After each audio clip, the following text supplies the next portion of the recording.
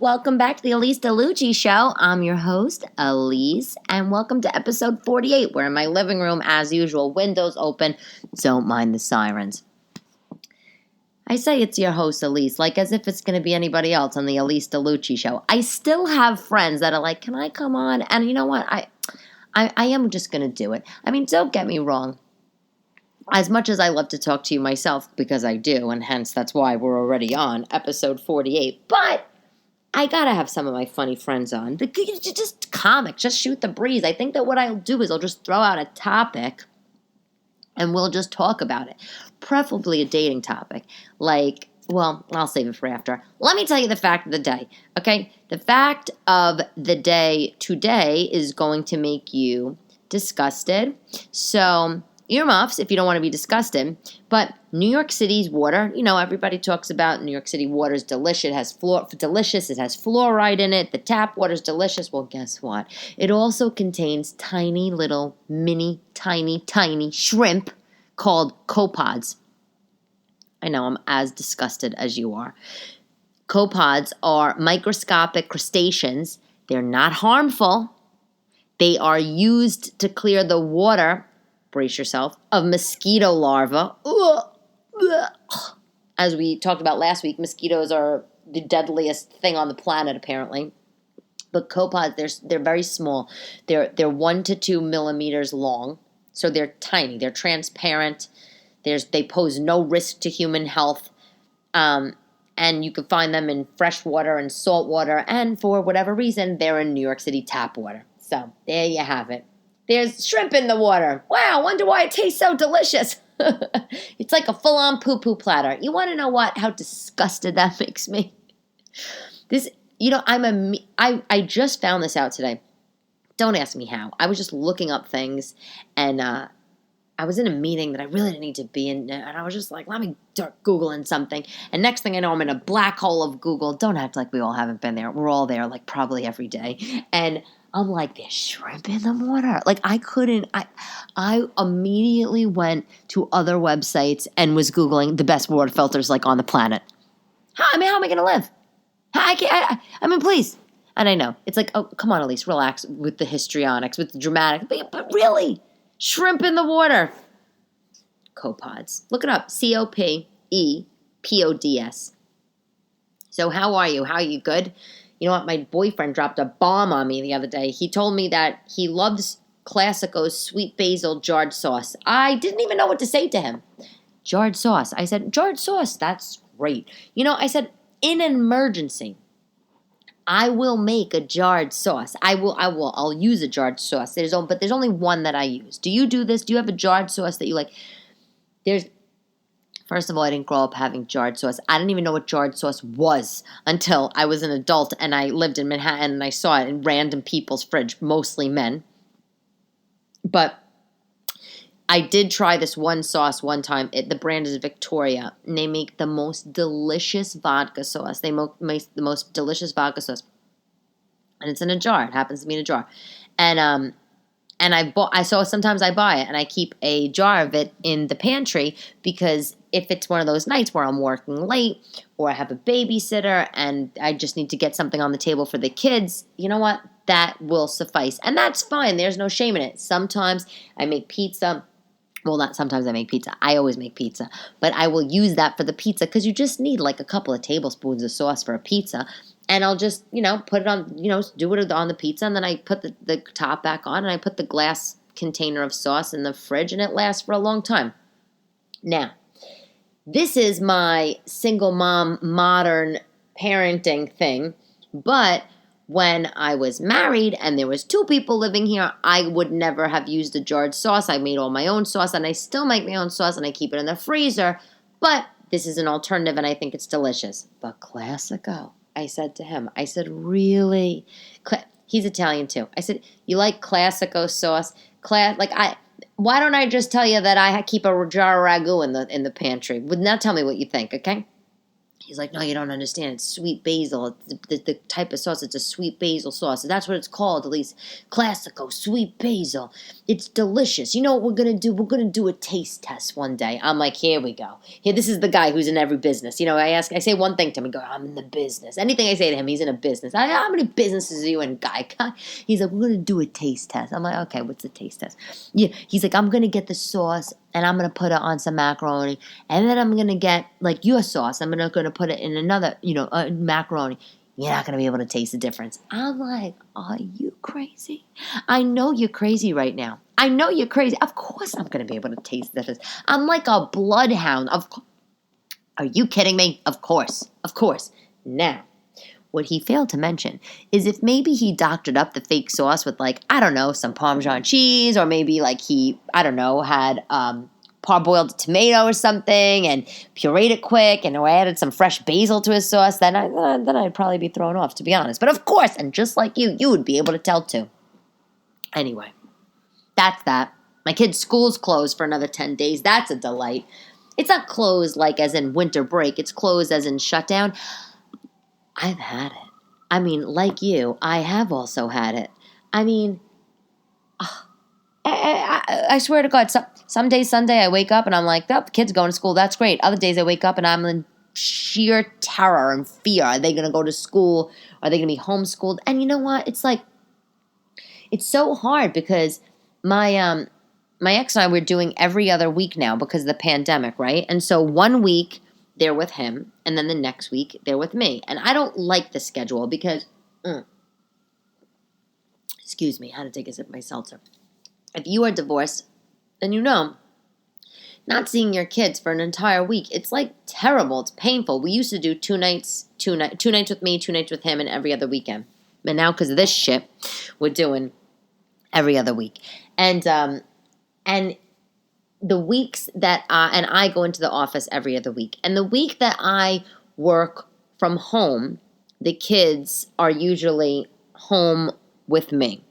So, and then the weeks that I go into the office, they stay with him. And that's because it's just really difficult for me, like, because of commuting, blah, blah, blah, whatever, doing the homeschool.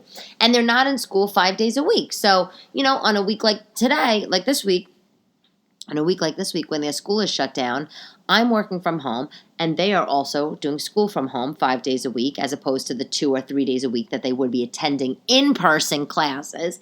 And it is it's just so hard. Honestly, I just feel like a shell of myself. I don't know who I am anymore. I can't take it. I literally can't take it. It's so just fucked up. But what do you do? I mean, yes, there's cases of COVID in the school, so they have to close. I get it. But the stress on the parents. I talked about it, I think, a couple weeks ago. The New York Times article, if you haven't read it, you got to read it. And it said, mothers are in crisis. America, are you listening? Employers, are you listening? I just can't even focus. But the best is like, and I probably said this before. I mean, I hear it on other podcasts, or my girlfriends are always talking about it. Some of the things are like, I mean, we're doing whatever we can for the kids, but we also have to do whatever we can for the parents too, right? I mean, the teacher sent home an assignment the other day, and it was like, it's the 100 days of school coming up, the 100th day of school, so we want you to do a 100-day of school project with your kid. And I'm just like, are you effing kidding me? You want me to sit there and count out 100 beans, 100 macaronis, 100 buttons, and let them make a collage, like, because it's the 100th day of school, while you just shut down the school again for another 10 days? No. How about we celebrate the 100 days of school? Well, how about 100 days of school drinking game for mommy and daddy? Really? But, of course, I'm doing the project with them. Of course I'm going to do this 100th day of school project. They're all excited. Just what I want to do in my spare time. It's exactly what I want to do. Aren't you? I'm sure you totally agree, right? You listening. Do you have this 100th days of school? This is exactly what you want to do. I want to work all day, do homeschooling, cook dinner, clean the kitchen, give them baths, wash the hair, blow out the hair because, it's winter, do cookies and milk and sit on the couch and watch a show. And then while they will go to sleep, I want to go into the shit drawer, the junk drawer, and I want to go pick out 100 things, a whole pile of things, and put them on the table to make more piles of crap around here, and then have them count out 100, because I'm not counting to 100. I'm sorry. By the time this whole fiesta happens, I'm dead to the world. It's a good thing I'm actually getting the stuff out of the drawer for them. And listen, and they'll be over the moon, and they'll be excited to do the project, the little art project, but really, listen, my kids might have 80 things on this paper. They might have 120. I don't give a shit. I literally don't care. I can't even believe that they were even getting homework. I told my mother, she said, because my ex, he's like, Elyse, our younger daughter, you're not doing the homework with her. I said, I'm doing, what do you mean I'm not doing the homework? I didn't even know she had homework. You know why I don't know why she has homework? Because it's like the school classes are listed in the Google school calendar, and then she has a school Gmail account, then she has a personal email account. I can't keep up with it. I don't care if I sound like a mother, like that's a train wreck. I don't care. I'm the first to admit it. I can't keep up with it. And I have to make a choice.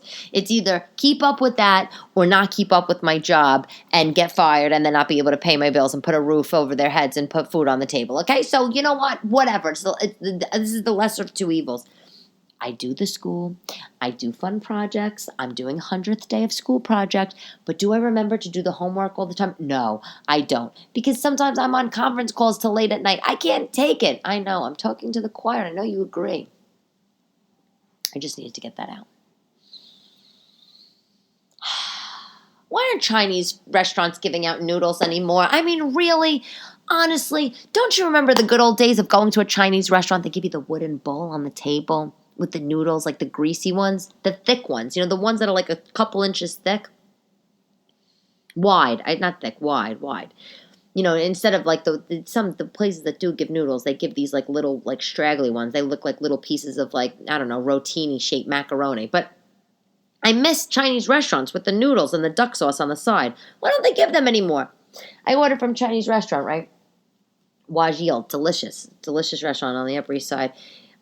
It's like a Szechuan. I used to love Nancy Lee's Pig Heaven, but they closed down, and I honestly, I wore black for a month. I can't even talk about it. They made the most delicious spare ribs at Nancy Lee's Pig Heaven. You could go in there any night of the week. You get the most delicious, well-done spare ribs. They were like butter. I mean, sometimes you'd go in there, you'd see Woody Allen, you'd see Alec Baldwin. It was a real, like, it wasn't a place to see and be seen. It was just freaking good Chinese food. Nancy lived in New Jersey. She was this fabulous Chinese lady, and she used to throw these really elaborate New Year's Eve parties. I mean, she was just great. Well, she wound up, getting tired of the business. And so she closed it down, and she moved back home to New Jersey. She sold it. So Pig Heaven still exists on the Upper East Side, but it's not Nancy Lee's Pig Heaven. And what do you think Nancy Lee did when she left Pig Heaven? She took her spare rib recipe with her. I was devastated. Do you know, for the rest of my life, I am going to be trying to find Nancy Lee's Pig Heaven delicious spare rib recipe. It's not anywhere to be found. I actually do have a memo on my notes in my iPhone to find Nancy Lee on Facebook and email her and ask her if she can give it to me because I have never had spare ribs. I've never had anything so delicious in my life. She actually ruined my life when she closed her restaurant, but that's beside the point. Anyway, tangent over. Wajil is my second favorite runner-up restaurant on the Upper East Side of Manhattan, and it's delicious, and they have also delicious food. So I don't usually get delivery, and I don't get delivery at all in the pandemic, but I was dying the other day. So I order spare ribs. You can't even compare them to Nancy Lee's. And I was so disappointed. The fortune cookies came. The fortune was good. But no noodles. No noodles. I called them up. I said, I know I didn't specify noodles like in the notes field of my seamless order, but do you think like next time you could put noodles in or something? They said, we don't do noodle. I said, what do you mean you don't do noodle? What does that mean? No, we don't do them. And with the duck sauce? No. Please bring the noodles back. Someone bring the Chinese. I think I have to just find, you know what I think I need to do? I need to find like just a cheap Chinese greasy spoon sort of takeout place, which I would love to have, by the way. They just don't exist that much anymore around because the rent's so damn expensive. But I know that those places I could count on for the noodles. And if you do live in Manhattan and you do know one of them, let me know. I need to know. Speaking of restaurants and food, could you tell I'm on a diet? I'm sure. Because you know what? When I'm on a diet, all I want to do is talk about food, think about food, eat food, talk about restaurants that closed, my favorite things at restaurants that nobody will ever be able to have. It's a real problem, okay? But on that note, someone on TikTok, someone that lives in Manhattan, says to me, "Oh my God, Elyse, you gotta go to Esposito's meat market in Hell's Kitchen." And I'm like, okay. They mentioned it one time. And I read all the comments and I try to write back as much as I can. And I'm just thinking, whatever. Then a few times, then maybe, I don't know, a few food posts later, same person. And I don't know if this is a guy, it's a girl, I don't know if it's the owner, I don't know what. But they're like, "Did you go to Esposito's butcher in Hell's Kitchen?" And I was like, no, not yet, I'm going to go. And, I really have been meaning to go. But I didn't. And I kind of forgot about it. Let me tell you something. Today, I was driving downtown, okay? I had to run an errand. And I drove by this store so fast, I actually had to pull over. I had to pull over, put money in the meter, and walk up to the store. I couldn't go in because I didn't have a lot of time because I had to run an errand. And this was it. It was Esposito's Meat Market. It's on 9th Avenue in the 40s. 500 9th Avenue is the address I wrote down. I don't know the cross street. Maybe it's like 47th. It's a no-frills butcher. Okay, it's a no-frills butcher. I did look them up when the person told me. They've been in business since the 30s or whatever. First of all, honestly, apparently they make the most delicious, old-school, classic meat stuff. When I say make, I mean like they make sauce. They make their own sausage and that kind of stuff. Apparently, the way that they slice meat is delicious. It's not crazy expensive. I was looking in the window. They had the prices in the window. The prices seemed right. The place looked just old school enough that like I know I'm going to be going there all the time. If you're ever in New York, check it out. Esposito Meat Market. I cannot wait to go back. In fact, my babysitter's coming one day this week, and I'm totally going to tell her I have to go out and run an errand because this is very, very important. I'm assuming that they're Italian, given their name. I went to their website. They have a website, Esposito Meat Market. And just you go to the website. It looks like a meat fest. By the way, this is coming from me, who used to be a vegetarian years ago, but things change. But anyway, thank you to whoever, if you're listening, if you were the one that suggested that store, thank you, because it really does look like a dream, and I cannot wait to go back. And my ex-husband likes that kind of stuff too, like the butchers, the old school butchers. I'm going to tell him about it because he's going to love this. He's going to love it. I missed the Golden Globes. Did you watch them? I'm so upset. I don't even know how I missed them. I love watching those shows. I love watching those shows. But you want to know what? I'm happy to know the winners. Okay, some of the winners. Best television drama series, The Crown. Amazing. If you haven't watched it, you got to watch it. The best TV series, Schitt's Creek. I'm like really trying to get into that. And the best anthology series, or some like, I don't know, some short TV show. It was The Queen's Gambit, about the girl who becomes a chess master. Also, we talked about a few weeks ago. Oh my God, those are three such good shows. 3 great shows. Schitt's Creek, Queen's Gambit, and The Crown. Oh, mwah. Chef's Kiss, fabulous. Fabulous. I was looking at some of the fashions. With the fashions. What am I, 90? I was looking at some of the fashions. Really, just, they never disappoint. Although Rosamund Pike, did you see her? Rosamund Pike, actress. I mean, she had this like big giant red tulle dress on. She looked like the ShopRite Can girl. It wasn't even long. And she had like a pair of combat boots on and maybe like black ankle socks. Look her up, Rosamund Pike. The dress looked like the ShopRite Can girl, the commercials from 1992, / the leg lamp from that Christmas movie that the name is escaping me, / like, I don't know, one of Barbra Streisand's hats from Hello Dolly. It was horrific. What are you thinking? You know who did look gorgeous? Regina King. Regina King in Louis Vuitton. Oh my God. Black and silver dress. So beautiful. And she's so classy. I love her. Yeah, so many good. If you go on, I was looking today. I have it open right now. On Vogue, the Golden Globes, the best dressed. Never, they don't disappoint.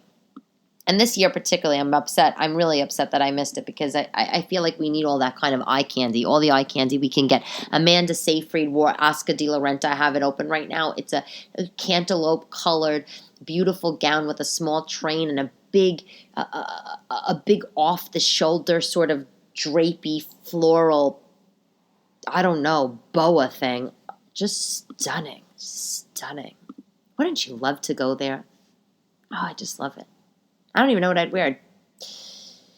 Oh God, I can't even think about stuff like that. You know why? Because I haven't been anywhere. Let me tell you something. I actually did a show.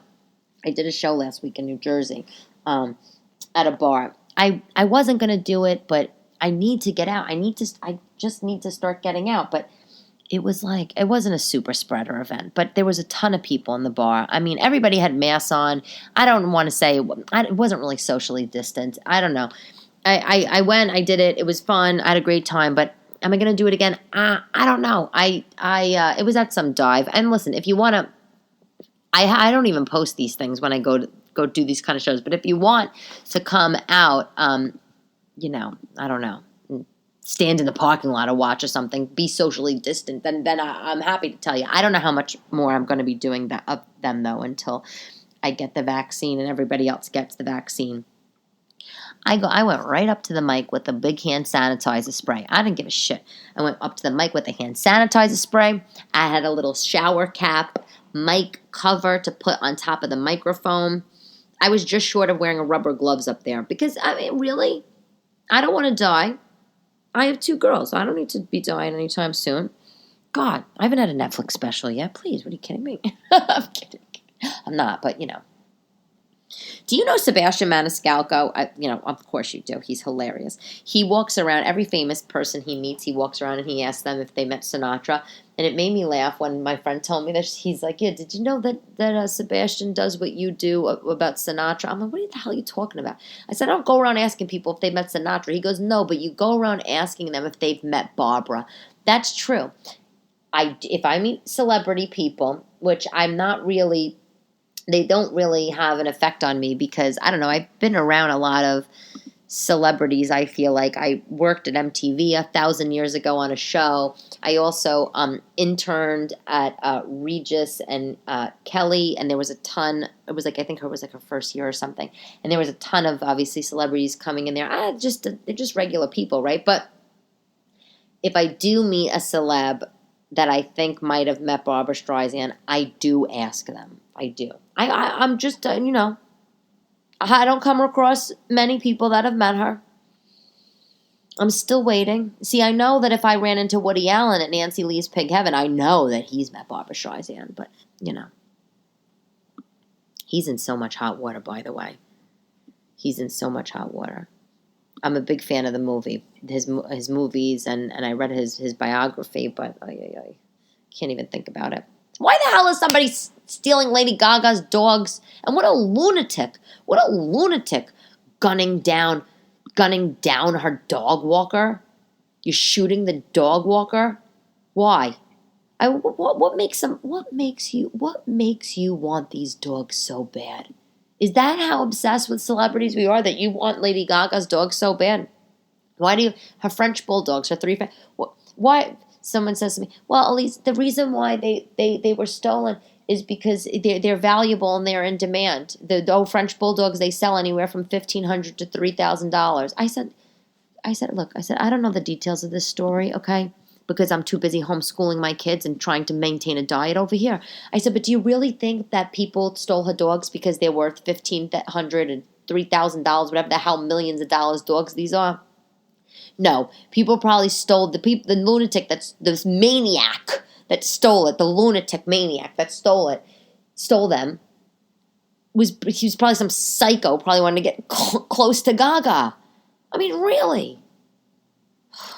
But apparently, French bulldogs, being stolen is a thing because apparently they're high in demand. But can you imagine the guy? What's his name? Fisher, her dog walker. There he is, walking the dogs. Just out, taking a few pooches for a stroll in Hollywood. And all of a sudden, someone gets out of a white sedan and approach him. with the semi-automatic handgun. Can you imagine then the maniacs, they drive away with 2 of the pop stars' dogs. It's ridiculous. It's ridiculous. This poor guy is in the hospital. They shot him four times. 4 times. So anyway, the Gogs, as I like to call her, she had a $500,000 reward. I'm sure you know that. Up $500,000. Return my dogs, you get $500,000. And then someone obviously returned the dogs, I think a couple days ago. How about Gaga? You give your dog walker $500,000, okay?